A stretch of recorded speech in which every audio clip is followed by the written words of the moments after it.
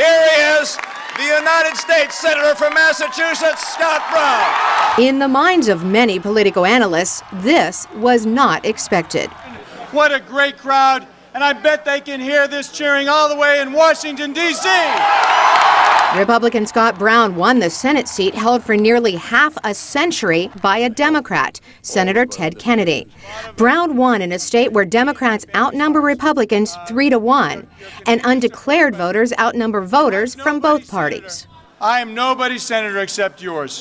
His victory carries major political ramifications because Brown will become the 41st Republican in the 100-member Senate.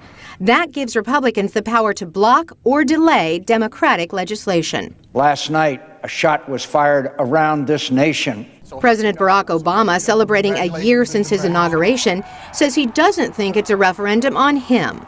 The same thing that swept Scott Brown into office swept me into office.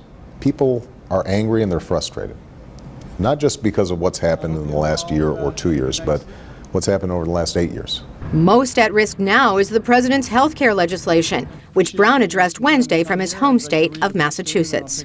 We already have 98% of our people insured here. We know what we need to do to fix it, but to have the one-size-fits-all plan that is being pushed nationally, it doesn't work. Republicans in Washington see Brown's election victory as a signal to entirely scrap pending health care legislation. When the people of Massachusetts stood up and said, enough is enough. The message has been sent to the Democrats. Listen to the people.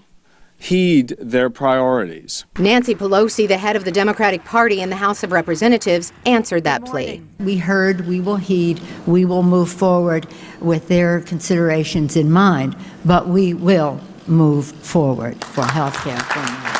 Scott Brown will fill the remaining 2 years of Ted Kennedy's term and then face re-election in 2012. His daughter, a former contestant on a popular music show called American Idol, vocally spelled out what a win means for her dad. R-E-S-P-C-T!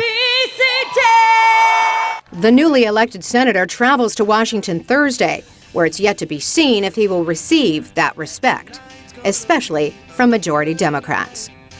Carolyn Presutti, VOA News.